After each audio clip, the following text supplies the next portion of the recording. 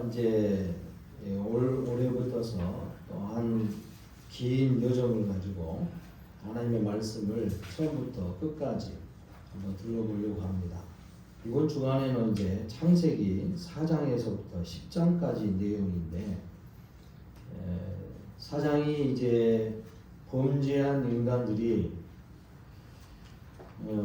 에덴 동산에서 쫓겨나가지고 땅에서 하나님과 멀어진 상태에서 살 때에 그들에게 이제 죄의 본성으로 인하여서 타락한 이 죄의 본성이 어떻게 인간사에 작용하는가, 이런 모습들을 이제 보게 될 겁니다. 그리고 그 죄악이 얼마나 많았던지, 얼마나 심하였던지, 이 악으로 가득하고 죄의 그 본성으로 완전히 어두워져 버린 하나님의 그 성품이 찾기 어려운 인간사의 모습이 어떻게 마지막을 맞이하게 되는가. 그럼에도 불구하고 하나님이 그래도 그 인류를 보존시켜 주면서 노아와 그 가족들을 통하여 생명을 보존하고 구원시켰던가. 그리고 하나님이 어떤 또 약속을 해주셨는가. 무지개 언약이라고도 하죠. 여기까지가 이제 4장부터 10장까지 내용입니다. 이번 한 주간 동안 오늘 예배, 오후 예배, 또 수요 예배까지 해가지고 내용을 보는 겁니다. 하나님의 말씀이 성경에 기록되어져 있는데, 여기 성경에 기록되어져 있는 하나님의 말씀, 이 말씀은 전설의 이야기도 아니고 인간사의 역사의 어느 페이지를 만들기 위해서 어떤 역사가가 기록한 내용으로 끝나는 것도 아니고, 하나님이 여러 사람들을 동원해서 그 시대와 상황 가운데서 주님의 그 섭리, 다스리심이라고 하죠. 주님의 그 섭리하심의 일들을 보여주면서 우리에게 하나님의 생각 또는 의지, 하나님이 이 세상을 어떻게 만들어 가지고 어떤 의도에서 만드셨는가, 이런 것들을 다 알게 하는 것, 이것을 기록에 나타낸 겁니다. 그래서 성경은 어느 한 부분도 하나님의 말씀으로 인정을 해야 되는데, 그냥 사람의 말, 그냥 누가 어쩌다가 그냥 기록한 옛날 이야기, 그런 책이 아니란 말이에요. 성경을 받아들이는 것이 오늘 믿음의 첫 걸음입니다.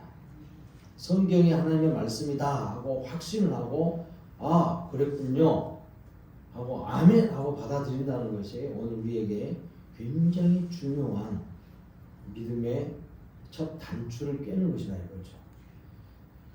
그래서 창세기 부분이 그래도 처음 부분이라 어찌 보면 이 부분이 가장 중요한 말씀이기도 해요.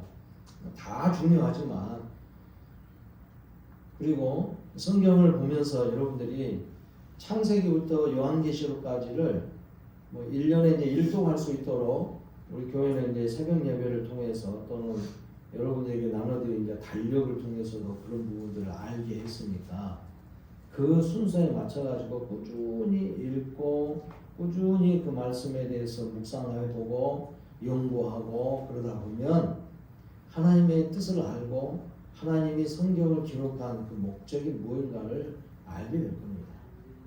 그러면 나는 어떻게 행동해야 되고 그 하나님을 어떻게 섬겨야 될 것인가, 이런 부분들을 깨닫게 되는 거죠.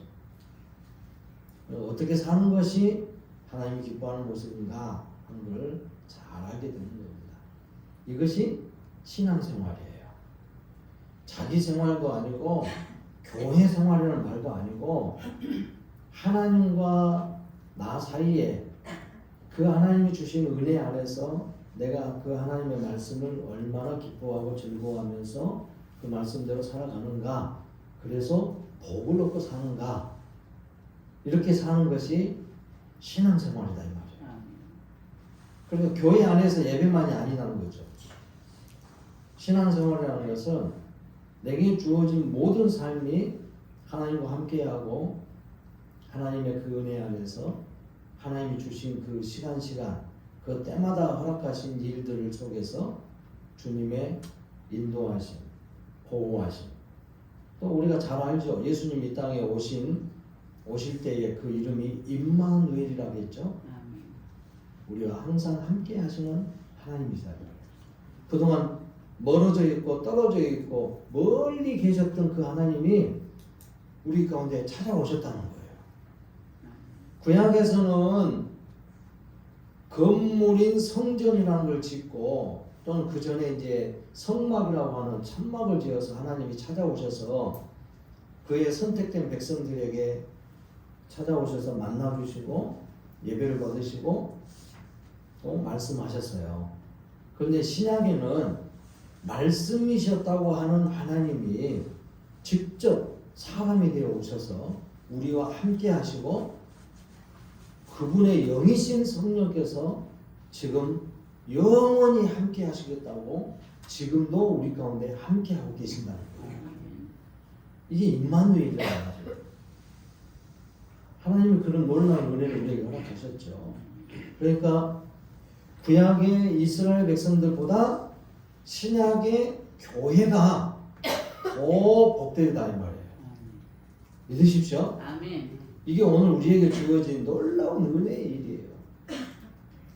그 은혜 안에서 주님의 약속되어진 이 말씀을 꾸준히 읽고 그 말씀을 잘 묵상하고 성령께서 깨닫게 하시며 은혜 속에서 우리에게 주어진 삶을 그렇게 이끌어가면 말씀대로 뜻하신 바대로 이끌어가면 놀라운 은혜의 역사들이 우리 가운데 채워질 겁니다. 구원의 확신이 있는 그 믿음뿐만이 아니라 우리의 삶에도 더 복된 일들이 채워질 거예요. 자, 우리가 이제 창세기를 읽어보면 처음에 1장부터 내용이 그런 내용이 나왔었죠. 세상을 하나님이 말씀으로 창조하시고 또 모든 만물 가운데 질서를 주셔가지고 그 질서대로 삶을 이끌어가는 거예요. 동물이나 식물이나 모든 생물이 다 그렇고 사람은 더더욱이 하나님의 형상, 하나님의 지혜와 지식과 사랑과 명철함이 있는 그 하나님을 닮을 꼴인 하나님의 형상으로 이 흙으로 만든 육체 안에다가 그의 생명체를 불러넣어 주셨다는 거예요. 불어넣어 주심으로 인해서 우리의 영육이 하나가 되어지면서 이 사람이 하나님의 형상을 가지고 있으면서 하나님의 놀라운 지혜와 지식과 명철함을 충만히 갖고 있는 그런 생명체가 됐다는 거예요. 그런데 이제 처음 사람이었던 아담과 하와가 그 하나님의 놀라운 그 일을 자연 만물을 하나님이 만들어 놓은 이 창조물을 잘 다스려 보라고 잘 경영하고 경작해 보라고 맡겨줬더니 이 짐승 중에서 가장 강교하다고 지혜롭다고 하는 뱀이 와서 유혹을 해가지고 넘어뜨렸어요. 근데 유혹할 때에 사람이 무엇을 이용했을까요? 뭔가 좀 더 좋아지고 싶은, 지금보다도 더 나아지고 싶은. 그러니까 뱀이 유혹할 때 그랬잖아요. 이걸 야 동산 중앙에 있는 저 선악을 알게 하는 나무 열매는 왜 먹지 말라고 그랬는데 하나님께서 왜 먹지 말라고 그랬을까? 그러니까 글쎄 근데 저거 먹으면 하나님이 죽을지도 모른다고 했어. 그러니까 나 안 먹는다? 아니 내가 먹으라는 게 아니고 하나님이 왜 그랬는가 한번 생각해봐.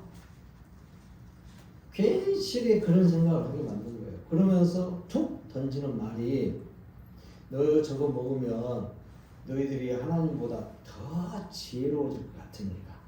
너 네 남편 아담이 하는 거 봤지? 너도 잘 모르는 짐승들, 동물들이 네 앞에 네 남편 앞에 딱 오니까 네 남편이 너는 사자라고 할게. 그러면서 이름을 막 지어주더냐. 그게 하나님의 지혜거든.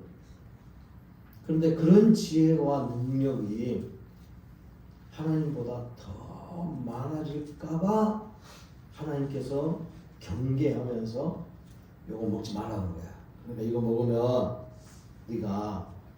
너희들이 더 하나님보다 지혜로워질 거야. 그리고 하와 너도 더 그럴 거야. 네 남편보다 더 지혜로워질 거야. 성경에는 그런 말이 없지만 그랬을 것 같다 이 말이에요. 그러지 않아요? 근데 성경에서는 분명히 그러지 않아요. 사단의 말을 빌려서 하나님께서 이야기하기를 사단이 그랬단다. 뱀이 그랬단다. 하나님보다 더 지혜로울 것 같다고. 그래서 하와에게 그렇게 유혹을 했단다. 그러니까 하와가 그래? 나도 남편보다 더 지혜로워지고 싶고 하나님보다 더 지혜로워지고 싶은데 과연 그렇단 말이야? 그러면서 그 선악과를 딱 보니까 어쨌다고요?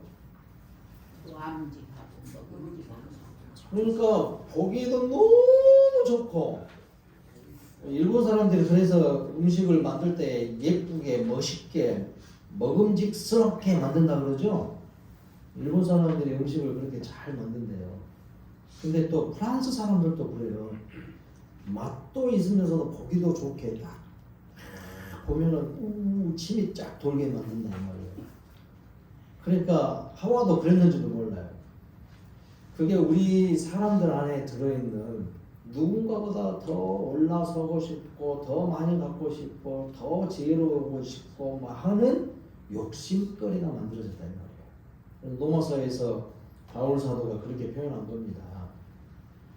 인간이 죄를 짓게 되는 것은 내 안에 있는 욕망, 이 욕구, 욕심을 추구하려다 보니까 그 욕심을 어느 정도 채워놓고 싶다가 결국은 죄를 낳는다 이 말이에요.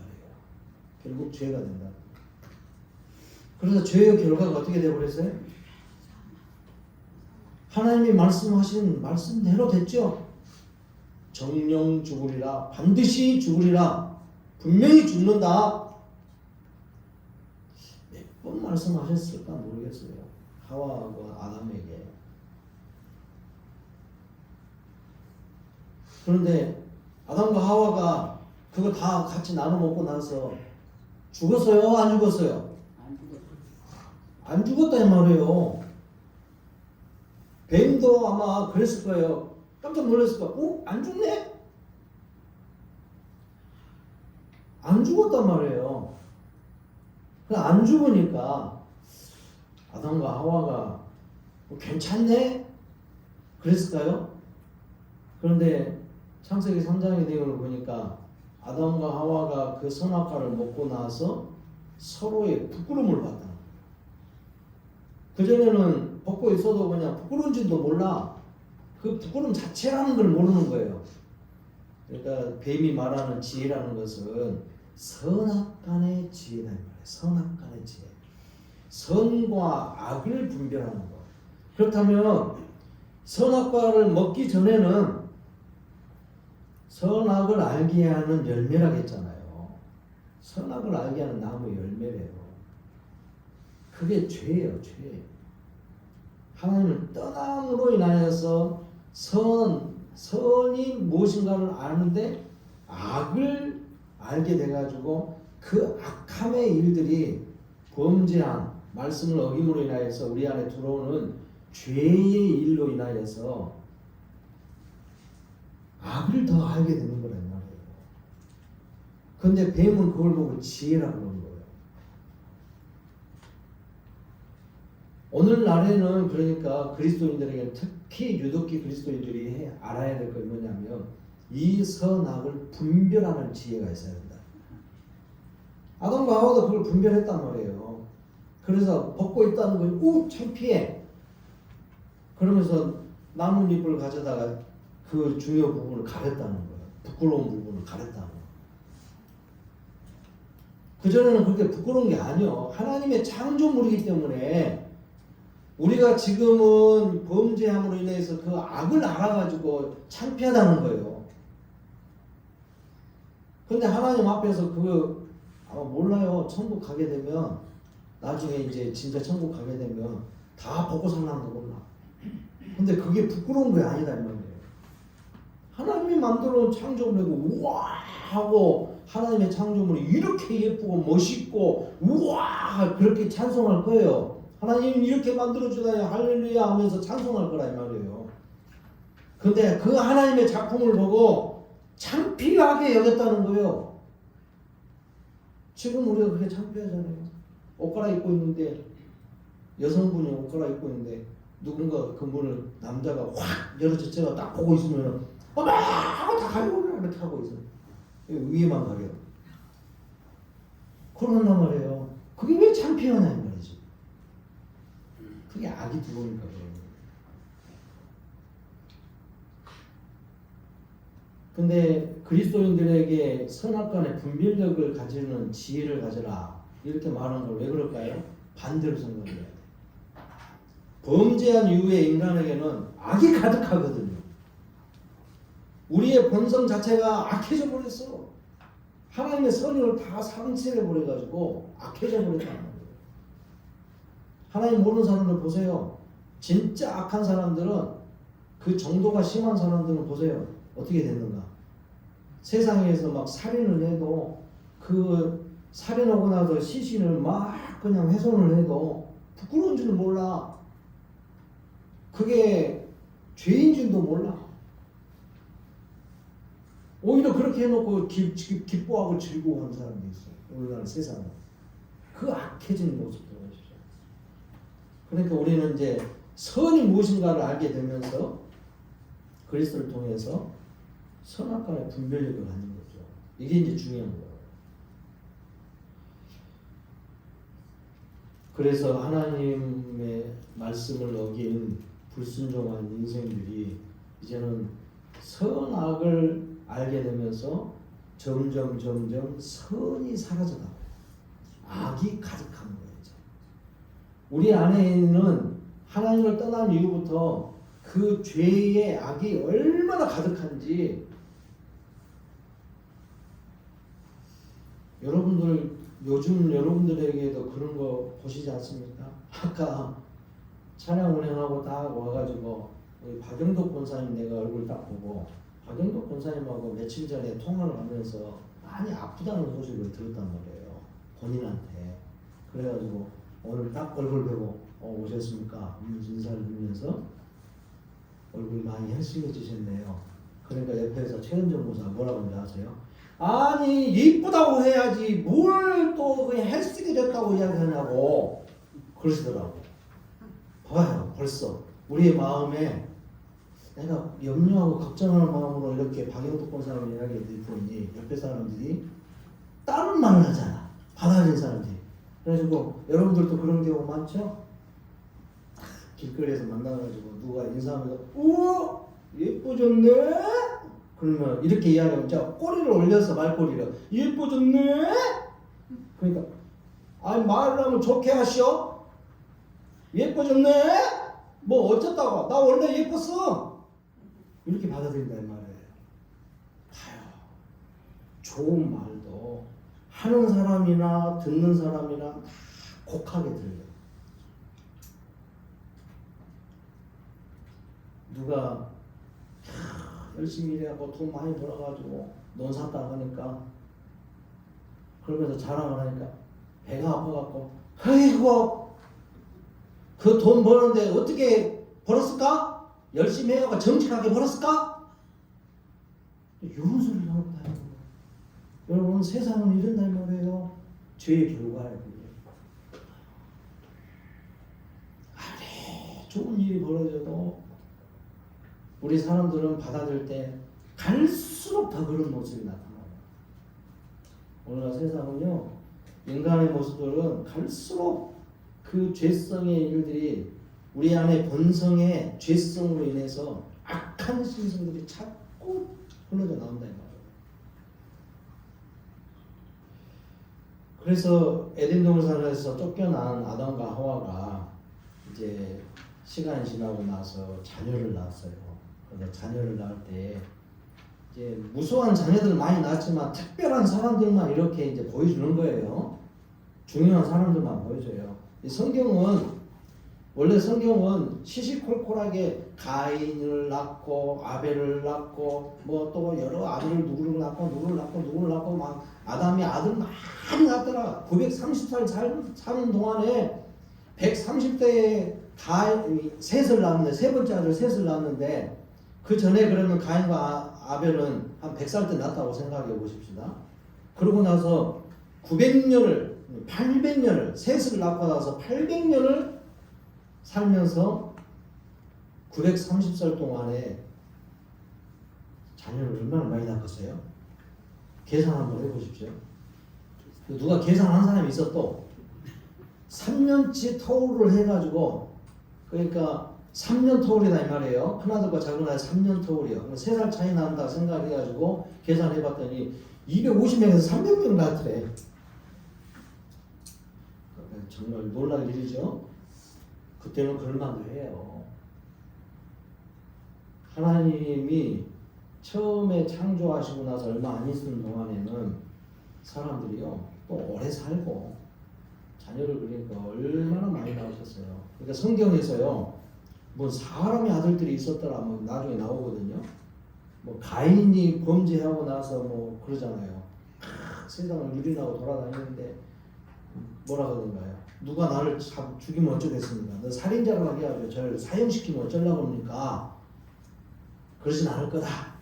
하나님께서 죄인이지만 그 죄의 결과로 인하여서 가인이 하나님이 그냥 방면해주고 용서해준 게 아니에요. 이것은 너의 그 죄의 죄의 그 책임과 죄책감으로 눌려 살면서 죄로 인하여서 내 인생이 이렇게 됐구나 하고 그 죄로 인한 괴로움 속에서 사는 거예요. 그걸 맛보라는 거예요. 인생이 그거라는 겁니다. 뭐 죄인인데 하나님께서 어쩌다가 가인을 그냥 살려주고 뭐 용서해 준 게 아니에요. 이것은. 그러니까 아담이 하와하고 동침하여서 아이를 낳는데 이름을 가인이라 지었어요. 그래서 가인이라고 지어서 이름의 의미가 뭐라고 합니까? 가인이라는 이름의 의미가 뭐예요? 그 뒤에 나오잖아요. 설명이. 여호와로 인하여서 내가 아들을 낳았다. 왜 이런 말이 나온가요? 범죄한 이후에 하나님께서 뱀을 심판하면서 그랬어요. 너는 몰라. 그때는 이제 심판 받기 전에 뱀을 막 서서 다녔는가? 너는 땅을 기어다니면서 흙을 먹을 것이다. 흙이 이제 막 들어가기도 하고 막 그러겠죠. 또는 먹거리를 잡아 먹었을 때 이제 묻어있는 흙을 묻었는지 어쨌든 땅을 기어다니는 그런 뱀이 될 것이라는 거죠. 그 짐승에 대한 하나님의 심판이죠. 그러면서 여자의 후손이 네 머리를 상하게 할 것이다. 그러면 뱀의 머리를 짓밟으면 뱀이 어떻게 되던가요? 죽잖아요. 여러분들 많이 해보셨죠? 많이 해보셨잖아요. 안 해봤어요? 저는 어렸을 때 많이 해봤어요. 그런 꿈도 꿔왔어요. 이상하게 고등학교 때 우리 교회 이렇게 다니면서 고등학교 때인가 한 차례 꿈을 꿨는데 비가 내리는 여름날인데 아니 얘들하고 친구들하고 같이 뱀 잡으러 가자! 그러면서 나간 거예요. 그리고 낫을 들고 삽을 들고 그래가지고 저쪽 앞에 지금은 저 무슨 그 고철 고물상 하는 그런 회사가 세워졌더만요. CU 거기 집화장 있는데 그 또랑을 이렇게 건너가면서 친구들하고 딱 건너가니까 거기가 그냥 뱀들이 우글우글 또라를 들고 있더라고요. 그래가지고 막 낫지르고 삽질하고 막 해가지고 머리 때려잡고 막 이상한 꿈을 꿨어요. 그런 꿈이 있어요. 몰라요. 이것을 딱 들으면 여러분들 속에서 어떤 분이 이런 생각을 우와 사단이 짓밟아버렸구만. 귀신을 때려잡았구만. 그렇게 생각하시는 분 있죠? 저도 그때는 그런 생각을 했어요. 몰라요. 아무튼 그런 꿈을 꿨어. 그때는 참 그런 꿈 많이 꿨습니다. 어쨌든 뱀은 머리를 상하면 죽는 거예요. 물론 사람도 마찬가지예요. 동물들도 마찬가지죠. 머리가 아주 중요한 부분이죠. 머리를 다치면 크게 어려운 겁니다. 뱀의 그 머리는 원서에서는 그거예요. 그냥 상한다, 뭐 어디가 다친다 그런 말이 아니라 머리를 짓밟아 버린다는 거예요. 박살을 내버린다는 소리예요. 여자의 웃음. 이게 이제 창세기 3장 15절 말씀이거든요. 그러니까 아담과 하와가 아이를 낳고 여자인 당신이 아이를 낳았으니까 요 아이가 그런가? 아마 아담과 하와는 그 생각이 들 수도 있어요. 여자의 웃음. 네가 낳은 아들로 인해서 우리가 저 원수된 뱀을 짓밟아버리고 이길 것 같구나. 야, 가인 네가 할래? 이렇게 생각했다는 거죠. 하나님이 뱀을 멸하신다는, 짓밟고 멸망시킨다는, 그래서 우리를 그 뱀의 유혹과 그래서 범죄함 속에서 우리를 구원하여 주시겠는가? 그 사람이 가인인가? 내 아들 가인이 그 일을 하려는가? 아담과 하와는 하나님의 말씀에 대한 그 약속에 대한 소망을 품고 있었다 이 말이에요. 소망. 근데 가인이 그 동생 아벨과 함께 하나님 앞에 예배를 드리는데 시간이 많이 지났다겠죠? 사장에 보니까, 사장 초대에 보니까 시간이 지난 후에 이 아이들이 이제 컸다 이 말이에요. 그래가지고 각자 예배를 드리는, 제사를 지내는 일을 했어. 가인은 뭐 하는 사람? 가인의 직업이 뭐예요? 농사 짓는 농부. 그 다음에 아벨은 뭐 하는 사람? 양치는 가축을 이렇게 기르는 목동이라고도 해야 되고, 아무튼 목축업자예요. 농업하는 사람하고 농업 종사자하고 목축업 종사자가 이렇게 하나님 앞에 이제 성장을 해가지고 아마 독립을 했으니까 가정을 이룰 수도 있겠죠. 가정을 이루었을 거예요.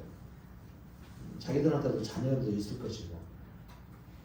가정을 이루어가지고 나이가 어느 정도 됐을 무렵에 이제 하나님 앞에 제사를 드리는데 이걸 누구한테 배웠을까요? 예배드리는 방식을? 제사 드리는 것을? 아버지 아담에게 배웠겠죠. 아담이 그렇게 하니까 자기도 그렇게 했겠지. 근데 가인은 곡물로, 추수한 곡물로, 아벨은 뭘로? 양의 피를 드리면서 양으로 제물을 드려서 하나님 앞에 제사를 지냈어요. 흔히 여기에서 이 내용 자꾸 이제 왜곡돼 이야기하시는 분들 많아요. 히브리서 11장 4절에서는 뭐냐고 아벨의 제사를 뭐라고 하냐면 믿음으로 아벨은 가인보다 더 나은 제사를 하나님께 드림으로 의로운 자라고 인정을 받았대요. 근데 여러분들 혹시 이 내용을 가지고 예배 제사를 지낼 때에 뭐 피의 제사가 있어야 된다 이런 말 많이 안 들어보셨어요? 들어본 사람들도 있을 겁니다. 피의 제사를 드려야지 진짜 제사다. 예배를 드리려면 예수 그리스도의 보혈로 은혜를 드리고 하나님 앞에 나아가서 예배를 드리는 것이 맞다. 그러면서 아벨의 제사, 그러니까 하나님 아벨의 제사를 받아줬다. 그게 아니다. 오늘 말씀을 한번 잘 봐보세요. 4장 한번 봐볼래요?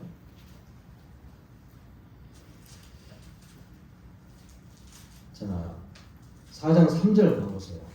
세월이 지난 후에 가인은 땅의 소산으로 제물을 삼아 여호와께 드렸고 아벨은 자기도 양의 첫 새끼와 그 기름으로 드렸더니 여호와께서 아벨과 그의 제물은 받으셨으나 가인과 그의 제물은 받지 아니하신지라. 가인이 몹시 분하여 안색이 변하니 그랬어요. 그럼 여기 앞에 보십시오. 제물을 드리는 것에 대해서 한번 봐보세요. 자, 제물을 가지고 가인은 땅의 소산으로 제물을 삼아 그래서요. 그리고 아벨은 자기도 양의 새끼와 그 기름으로 드렸더니 그렇게 나옵니다.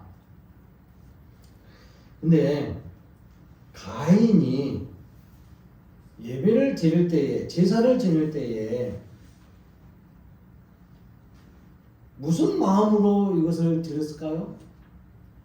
아벨과 가인이 우리가 생각하는 것처럼 예전 뭐 어떤 목사님들이 설교하는 것처럼 야 가인이 야 동생아 또 재물이 어린 양이야 되냐? 이렇게 했을까요? 그리고 아벨이 형님 그 어린 양을 가지고 피해 제사를 지내야지 그 곡물 갖고 안 된단 말이요 이랬을까요? 그런 말이 아니다는 거예요.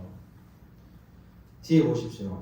6절부터 보십시오. 여호와께서 가인에게 이르시되 네가 분하여 하면 어찌 됨이며 안색이 변하면 어찌 됨이냐 네가 선을 행하면 어찌 낯을 들지 못하겠느냐 선을 행하지 아니하면 죄가 문에 엎드려 있느니라 죄가 너를 원하나 너는 죄를 다스릴지니라. 이게 무슨 말이냐면 6절 봐보세요. 다시 한번. 가인에게 이르시되 네가 분하여 하면 어찌 됨이냐 안색이 변하면 어찌 됨이냐. 재물의 문제가 아니라 아벨에 대한 가인의 시기 질투의 문제다. 왜 저 제사는 받아주고 내 제사는 안 받아주냐?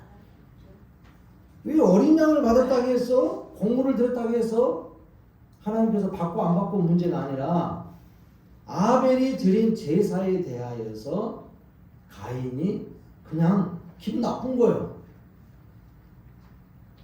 하나님이 제사의 모습이 어떻게 잘 진행되는 것인지 어떤 현상을 보고 저것은 제사를 지내는데 진짜 잘하는 것 같네? 그러면서 저거 봐라? 왜 저렇게 잘하는 거지? 아마 이런 현상이 들어지지 않았겠느냐 추측한데 그런다는 거죠. 어떤 성경에서는 뭐 정확하게 이제 설명이 안 돼 있으니까 그러지만 가인이 아벨의 제사를 보고 시기 질투한다 이 말이에요. 기분 나빠해. 그럼 왜 그럴까? 여러분 이제 이사야에서 1장 10절에서 13절 말씀에서 이런 말씀이세요. 여러분 이제 주보에다가 이제 제가 써놨습니다. 너희 소돔의 관원들아 여호와의 말을 들을지어다. 너희 고모라의 백성아 우리 하나님의 법에 귀를 기울일지어다. 여호와께서 말씀하시되 너희의 무수한 재물이 무엇이 유익하뇨? 나는 순양의 번제와 살찐 짐승의 기름에 배불렀고 나는 숫송아지나 어린 양의 숫소의 피를 기뻐하지 아니하노라. 자 여기에서 이사야서 말씀에서는 소돔과 고모라에 대해서 말했는데 이사야 선지자가 활동할 때에는 이스라엘의 마지막 시기 때거든요. 그러니까 소돔과 고모라는 언제 있었던 겁니까? 아브라함 때 있었을 때예요. 그러니까 소돔과 고모라는 누구를 말하는 것 같아요? 소돔 백성들아, 소돔 관원들아, 고모라 백성들아, 이거 누구를 말하는 것 같아요? 이스라엘 백성들에게 말하는 거예요. 이스라엘 백성들이 하나님 앞에 제사를 지내는데 피해 제사, 어린 양, 순양, 막 이 피를 흘리는 제물을 바치는 것에 대하여서 열심히 했어요. 근데 하나님께서 그거에 대해서 기뻐한다고요? 안 기뻐한다고요? 말씀이 이사야에서 말씀 봐보세요. 다시 봐보세요. 어린 양이나 순염소의 피를 기뻐하지 아니하노라. 너희가 내 앞에 보이러 오니 이것을 누가 너희에게 요구하였느냐? 내 마당만 밟을 뿐이니라. 그러니까 여러분 헛된 제물을 드리는 거 여러분 하나님이 어린 양 많이 바친다고 해서 뭐 헌금 많이 든다고 해서 예배 뭐 그냥 뭐 하루도 안 빠지고 잘 드린다고 해서 기뻐하실까? 그런 게 아니고 우리의 신명이라는 거예요. 신명. 그러니까 예배를 드리는 우리의 모습 속에 진실함이 있냐. 아멘. 겉모습이 멋있고 요즘 제가 또 이렇게도 합니다만 뭐 어떤 분이 혹시나 또 그런 생각 들까봐 높아지면서 찬양 때 뭐 연습 몇 시까지 와갖고 연습하고 준비 다 해가지고 예배 위원이니까 잘 준비하십시오 기도하면서 찬양도 열심히 불러보고 그래서 40분 딱 되면은 저하고 같이 딱 기도하고 올라옵시다. 그래서 사람들에게도 잘 보이게 합시다. 꼭 그래야 되냐고 누가 그런 말을 해가지고 또 말 안 들을 수도 있어. 옆에 있는 여러분들도 옷이 이상하네. 저렇게 하면은 예배가 잘 드려진가? 의식에 대하여서 생각이 아니라 우리의 마음을 준비하기 위해서 하는 거예요. 마음을. 예배 드리는 사람들의 마음이 다른 일을 하는데 막 집중하다가 예배 드리면 그냥 부지런히 하다가 막 바쁘게 막 와가지고 막 옷도 막 대충 막 입고 막 그래서 와가지고 예배가 제대로 되겠냐 이 말이에요. 여러분들도 그러지 않습니까? 누구 집에 딱 방문하는데 내가 큰어머니로서 집안에 뭐 대표되는 사람으로서 해가지고 누구 집에 딱 가는데 어르신이 딱 가는데 그분들이 막 바쁘게 막 하다가 와갖고 막 늦장 들어와갖고 나는 집에 이미 도착해 왔는데 그분들이 와갖고 그때서야 문 열어주면서 죄송합니다 오신 줄 알았는데 그렇게 준비를 못해서 미안합니다. 그러면 기분 나쁘고 기분 좋고 둘 중에 하나 뭐예요? 그런 부분을 되면 나를 맞이하는 모습이 소홀하다 느끼면 기분 나쁘잖아요. 하나님 앞에 예배드리는 사람들이 자기 일 막 대충 하고 와 그냥 막 정신없이 와가지고 막 머리도 그냥 이렇게 산발하고 온다든가 잠자다가 늦잠 자고는 그냥 대충 하고 나오고 눈곱도 안 띄고 나와가지고 하나님 앞에 그런 사람도 없지만은 다 잘 준비해 오지만은 우리의 마음이 그렇다는 거예요. 뭐 헌금 드리는 것도 마찬가지죠. 대충 드리면 막 하는 거 그냥 오늘 뭐 이거 하지 마. 뭐 이것만 하면 되죠. 동전 뭐 집회만 안 제대로 준비가 안 됐으니까 뭐 꾸깃꾸깃 이거는 해. 뭐. 이런 게 아니다 이 말이에요. 어떤 형식이 중요한 게 아니라 의식이 중요한 게 아니라 그 예배에 참여하는 나의 마음의 자세, 준비 자세, 하나님을 만나고자 하는 그런 간절. 하나님은 그의 아들을 내보내주기까지 하면서 우리에게 찾아오셨는데 우리는 하나님 앞에 그냥 대충 하고 나오고 그냥 시간 보내기 위해서 나오고 보세요. 아무리 좋은 건 많이 하나님 앞에 바쳐도 이사야 선지자를 통해서 하나님은 이렇게 말씀하지 않아요. 내가 순양을 좋아할 줄 아느냐? 내가 어린 양의 피를 마시냐? 그 고기를 맛있게 먹겠냐? 내가 너희들에게 돈 얼마 달라 하더냐? 그러면 내가 봐주고 그 예배를 받아주고 그런다더냐? 그게 아니다 이 말이에요. 우리의 진실한 마음. 하나님이 나를 향하신 그의 생명까지 내 던질 줄 그렇게 희생을 내어주신 은혜의 일에 대해서 얼마나 감사하고 그 하나님을 만나보고자 하는 간절함이 있냐 이 말이죠. 하나님은 지금 가인에게 말하는 게 이겁니다. 이거. 왜 네가 아벨의 제사를 보고 시기하고 질투하면서 네 마음이 그렇게 불편하냐 이 말이에요.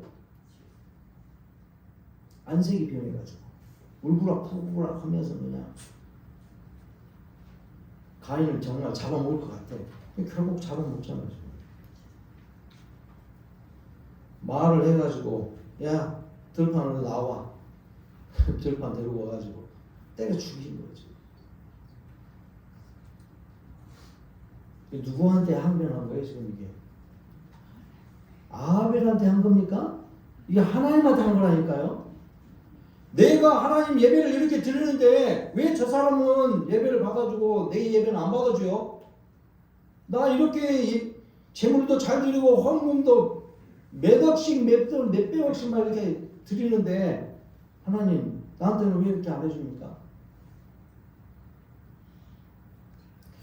높아지면서도 이런 말도 해야 되겠어요. 여러분 요즘 이제 우리 목사들도 이제 기타 소득이다 어떤 종교인 소득으로 해서 세금을 냅니다.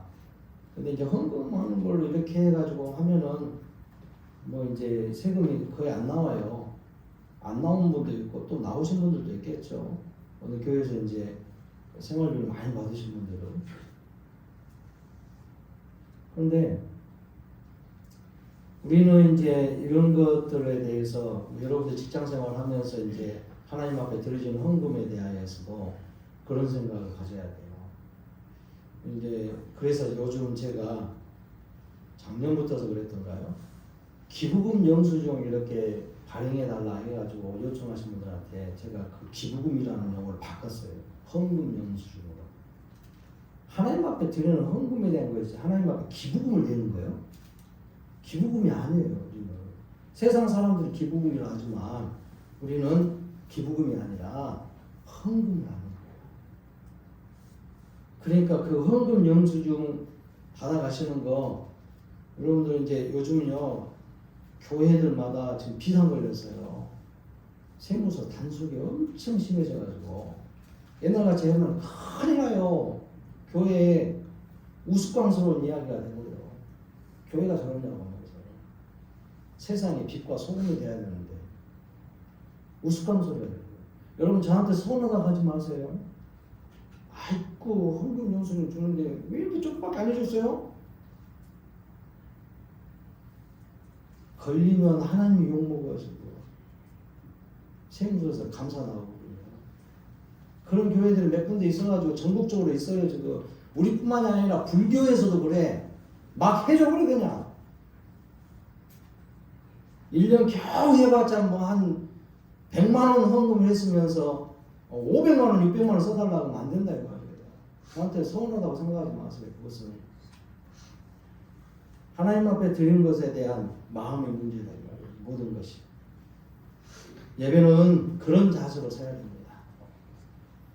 하나님께서 기뻐하시는 것이 무엇일까? 그래서 요한복음 4장 24절에서는 예배하는 자는 어떻게 해야 된다는 거예요. 영이신 하나님 앞에 나와서 하기 때문에 우리의 영으로, 우리의 신령한 영으로, 과거에 이제 번역이 그랬죠. 지금은 영과 진리로 이렇게 되었지만은 신령한 것, 진정으로. 오히려 그것이 더 좋을 수도 있어요.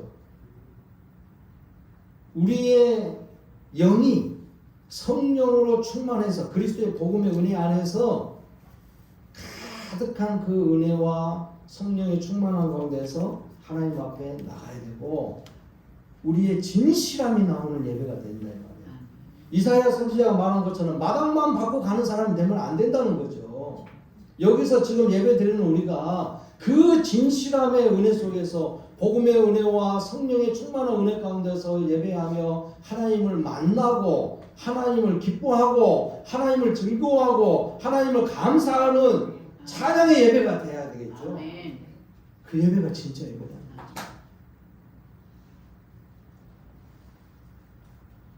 그러니까 그렇게 드리지 못한 사람을 향해 얕잡아 볼 필요도 없고 잘 드린다고 해서 그걸 너무 부러워하고 막 그거 가지고 시기 질투하고 가인처럼 막 이렇게 울부락불부락 해야 할 필요도 없습니다. 특히 목사한테 목회자들 그런 거 눈총을 많이 받거든요. 그러니까 은혜가 넘치다 보면은 또 설교가 길어질 수도 있어. 그러면 또 허리 아파 죽겠는데 목사님 또 진짜 그냥 예배가 왜 이렇게 긴 거예요 도대체? 이만큼 나오고 다녀 맨날. 자기 손해예요, 자기 손해. 저도 항변할 수 있어요. 더 설명하다 보니까 늦어질 수도 있고 그러는데 자꾸 그거까지 하면 자기 손해다니까. 뭐 어떤 교회는 그래서 어떤 목사님 정확하게 20분 안에 설교가 딱 끝낸다. 잘하신 분들은 또 잘해요. 그 가운데서 은혜를 누릴 수도 있죠. 근데 저는 좀 부족합니다. 그러니까 그런 거 생각하고 저는 그런 것 같다 하고 박 목사는 그런 것 같다 하고도 생각하세요. 너무 그거 가지고 막 혼자 그냥 끙끙하고 다니지 마세요. 그래가지고 누구를 통해서 막 목사님한테 내 의견을 관철시켜야 된다고 하면서 막 누구를 통해서 전달시키지도 마세요. 그냥 그 안에서 은혜로 감사하고 다니시고 예배 드리시고. 가인도 준비를 얼마나 열심히 했겠습니까? 그러다 의식이나 이런 데 너무 치중해서도 안 되는 것이죠. 그러니까 우리가 하나님 앞에 예배를 드리는 것이 얼마나 진실함이 있냐 이거예요.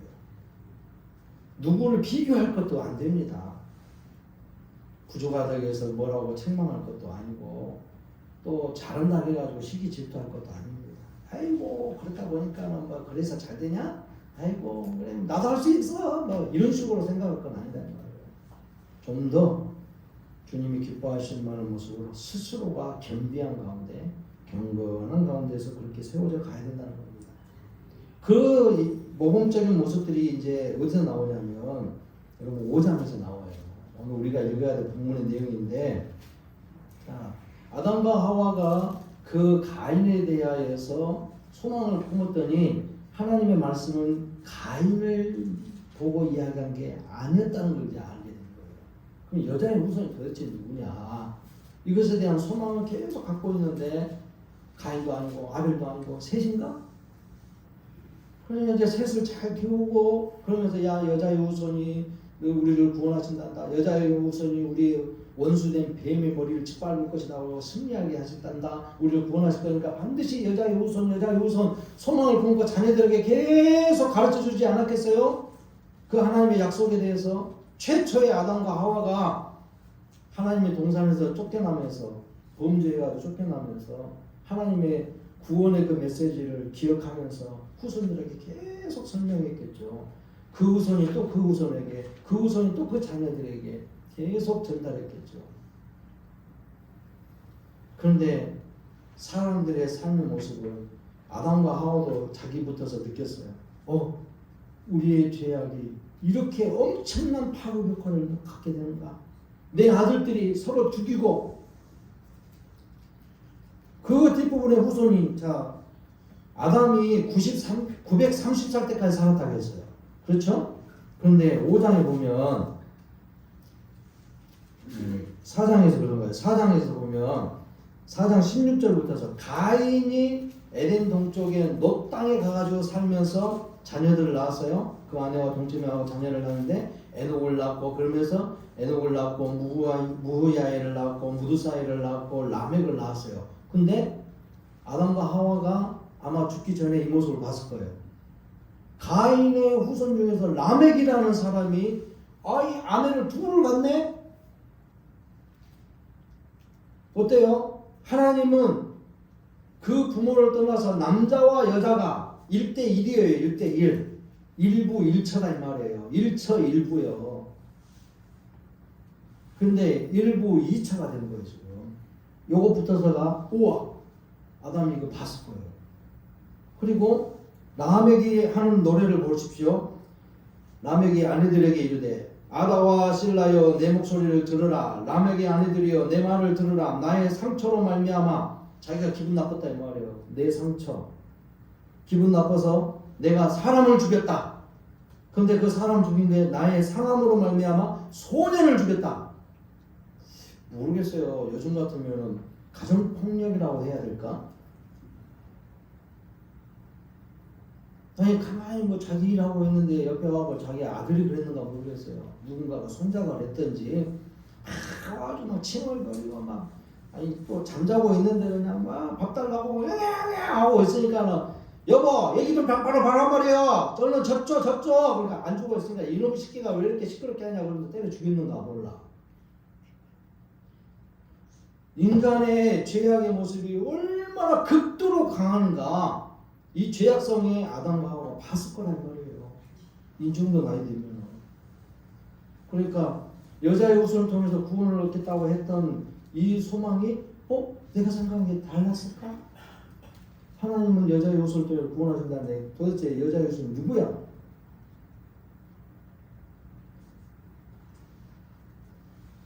아담과 하와뿐만이 아니라 그 후손들이 자신들이 범죄한 일로 인하여서 엄청난 일들이 벌어진다는 걸 알게 된 거예요. 인간들에게는 지금 소망이 없다는 거예요. 여러분 우리 안에 어떠한 열정으로도 소망이 없습니다. 우리의 어떤 열심으로도 소망이 없어요. 주님이 이 땅에 계실 때에 어떤 부자 청년이 와서 그랬죠. 하나님 나라에 가려면 어떻게 해야 됩니까? 주님의 나라가 내 안에 이루어지고 그 안에서 내가 어떻게 살아야 됩니까? 어떻게 하면 살 수 있습니까? 물어보니까 또 율법이 뭐라고 하더냐? 하나님 잘 섬기고 하나님만을 섬기고 예배하고 안식일 잘 지키고 이웃도 사랑하고 그렇게 하라고 했습니다. 그렇게 해라. 다 하고 있는데요. 그래? 그러면 이제 진정한 하나님의 나라를 맛보고 싶으면 나를 따르라. 내 제자가 되면 돼. 그래요? 뭐 어떻게 하면 될까요? 너 가지고 있는 거 처자와 가정의 모든 거, 너 소유물 다 버리고 와. 그거 가지고 구원받을 수 없다 이 말이에요. 그거 다 버리고 오라. 그래서 구원주가 되시는 여자의 후손 되시는 그리스도가 되시는 예수 그리스도를 따르라. 아멘요? 아멘? 근데 그 청년은 뒷머리 긁으면서 가버렸어. 그렇게 못 알았는데 가버렸다니까요. 구원의 길은 오직 예수 그리스도라고 가르쳐 줬는데 내가 가지고 있는 이 소유물이 내가 어떻게 해서 열심히 젊은 청년이 어떻게 해서 열심히 모았는데 이것을 다 버리고 오라고요? 아니 그렇게 못해요. 여러분 주님의 나라는 오직 예수 그리스도로만 되는 거예요. 그러니까 가인이 생각했던 그런 예배의 모습이 아니다 이 말이죠. 아담과 하와가 생각하는 여자의 모습이 그게 아니다. 인간의 일로는 절대 안 된다는 것을 보여주고 있는 것입니다. 그래서 그 신실한 모습이 어디에 나옵니까? 5장에 한번 다 같이 보십시오. 5장에 21절. 5장 21절. 그런 사람들 가운데서도 이런 신실한 모습을 보는 거예요. 자, 21절부터 24절까지 같이 읽어볼까요? 에녹은 65세에 무드셀라를 낳았고 무드셀라를 낳은 후 300년을 하나님과 동행하며 자녀들을 낳았으며 그는 365세를 살았더라. 에녹이 하나님과 동행하더니 하나님이 그를 데려가심으로 세상을 믿지 아니하였더라. 에녹이라는 사람은 셋의 아담 그 다음에 셋째 아들인 셋의 계보에서 나온 사람이에요. 가인의 아들이 아니에요. 에녹이 두 사람 있잖아요. 그러니까 이 에녹이 야렛이라는 사람이 162세에 에녹을 낳았어요. 그래서 에녹이 65세에 자기도 무드셀라라고 아들을 낳았어요. 무드셀라. 흔히들 이 무드셀라가 이제 최고로 장수한 사람, 역사 이래로 창조 이래로 최고로 오래 사는 사람이라고 봅니다. 969살을 살았으니까. 근데 이 무드셀라라는 사람의 이름의 의미가 이 아이가 죽으면 세상이 재앙이 온다는 거예요. 세상에 재앙이 온다는 그런 의미의 이름이에요. 무드셀라. 그러니까 여자의 후손을 기대하였던 에녹도 이 아들을 낳고 나서 이 아들이 죽으면 세상에 재앙이 온다.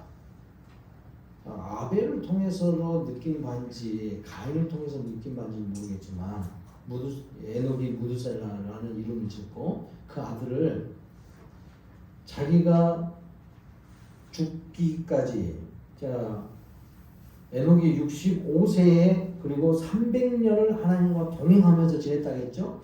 그러니까 이 사람의 나이가 몇 살이에요? 향년 나이가 몇 살이에요?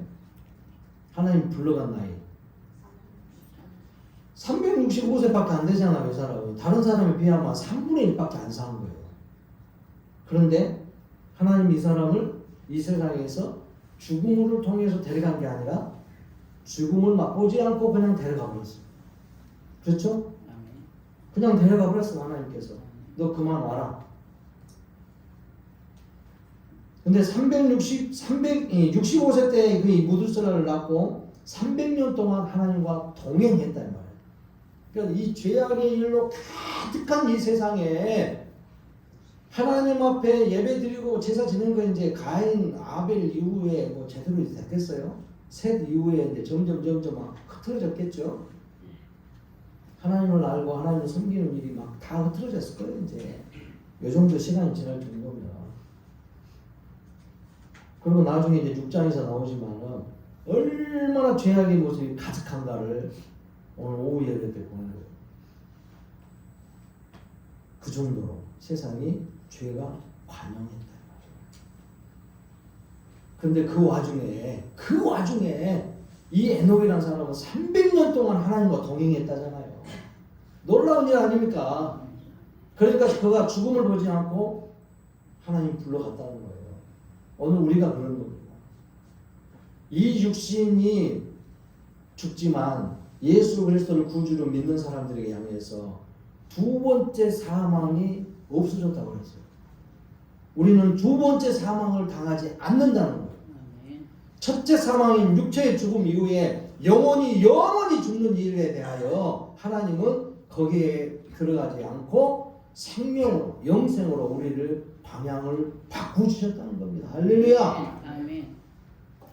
그래서 그리스도 예수를 구주로 믿는 믿음의 삶을 성실히 하며 그분의 이름을 통해서 하나님 앞에 나와서 예배하는 이 일에 진정으로 신령한 가운데서 성실하게 드리라는 예배가 얼마나 중요한지 알겠죠. 그 가운데 우리에게 소망이 되시는 구원주가 되시는 예수 그리스도의 은혜를 더 사모하고 그 은혜가 어떻게 우리의 삶 속에 잘 적용될까, 그 은혜를 온 가족들에게 나눠주고 우리 권사님 오늘 기도한 것처럼 우리의 자녀들에 대한 자녀손들에 대한 그 소망이 가득하게 있어야 돼요. 언제까지 사랑하는 자녀들을 그냥 그렇게 놔두실랍니까? 나이 먹고 이제 애기 엄마 아빠 다 되는 사람들한테 교회 가자, 예수 믿자 말 정말 안 들어요. 지금 아직 어린아이에 있을 때에 자녀들을 데리고 있는 분들이면 더 빠르게 해야 돼요. 여러분 자녀들이 또 성장해가지고 자녀를 낳고 손자 손녀가 있는 분들은 외손자든 친손자든 어쩌든 간에 여러분들 신앙생활 하지 않으면 함께 모여서 예배하자고 해서 신앙을 잘 키우자고 해서 자녀손들 그 손자 손녀들에게도 가르치십시오. 그럼 위에 불러드리세요. 그냥 놔두지 마세요. 책망할 수도 있어요. 그리고 믿음이 흐트러지고 있는 자녀들이 있으면 책망해서라도 데리고 와야 돼요. 이 예배 자리에 데리고 와야 돼요. 하나님의 말씀이 참 하나님의 말씀인 성경을 참 하나님의 말씀이라고 믿는다면 거기에서 말씀하고 있는 이 내용들이 진실로 믿어지기를 바랍니다. 그리고 여기에서 보여주는 예수 그리스도에 대한 소망, 구원의 일, 이거에 대한 확고한 믿음을 가지고 그 승리의 기쁨을 주는 이 주일의 예배에 또 우리에게 주신 모든 은혜를 누릴 수 있도록 복되게 할 수 있는 그 예배의 자리에 하나님을 찾는 자리, 주님과 가까이 하는 자리에 더욱